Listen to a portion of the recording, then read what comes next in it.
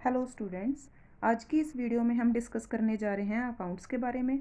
सो 11th class का जो subject account आप रीड करते हो उसमें सबसे पहले बेसिक इन्फॉर्मेशन जो है वो आपको पता होनी चाहिए कि अकाउंट्स होता क्या है या किस लिए वो यूज़ किया जाता है। सो अकाउंट्स क्या होते हैं? अकाउंट एक टाइप की बुक होती है, एक बुक टाइप नोटबुक होती है जिसके बीच में बिजनेस से रिलेटेड सारी तरह की ट्रांजैक्शन जो कि पैसे से रिलेटेड है उसे नोट डाउन किया जाता है। सो क्या है कि हमारी जो ह्यूमन मेमोरी है वो लिमिटेड होती है। सो लिमिटेड मेमोरी में हम ज़्यादा टाइम तक कुछ चीज़ें स्टोर नहीं कर सकते।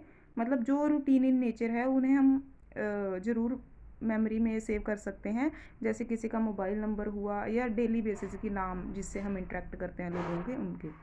पर अगर हम कहें कि अकाउंट्स में बिजनेस में बहुत सारी ट्रांजैक्शन जो होती है उन्हें डेली बेसिस पे रिकॉर्ड करना ज़रूरी है क्योंकि हम भूल जाते हैं। उसके लिए अकाउंट्स बुक प्रिपेयर की जाती है।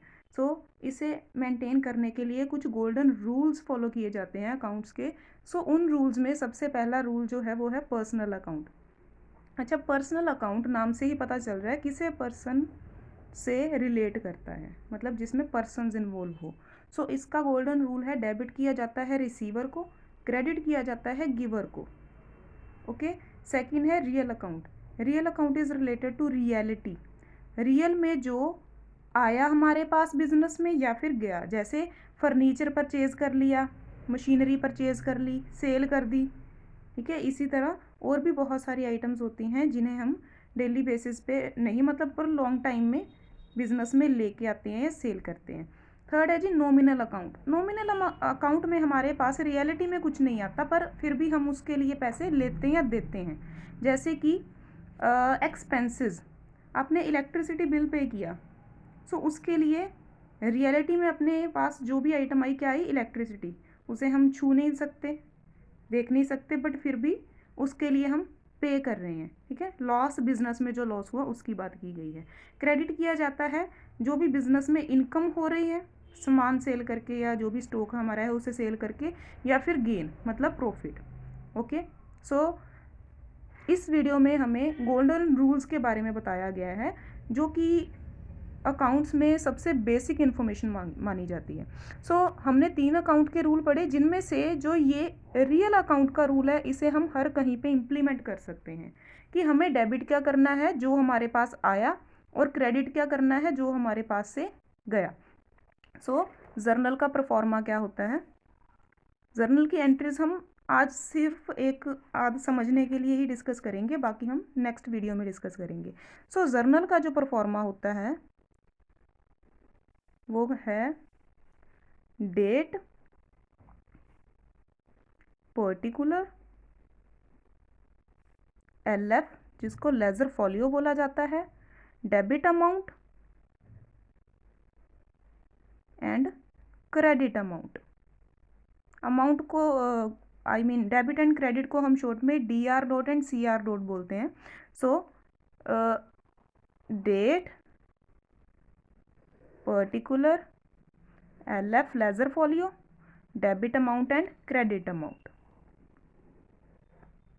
सो ये है जी हमारा जर्नल का परफॉर्मा।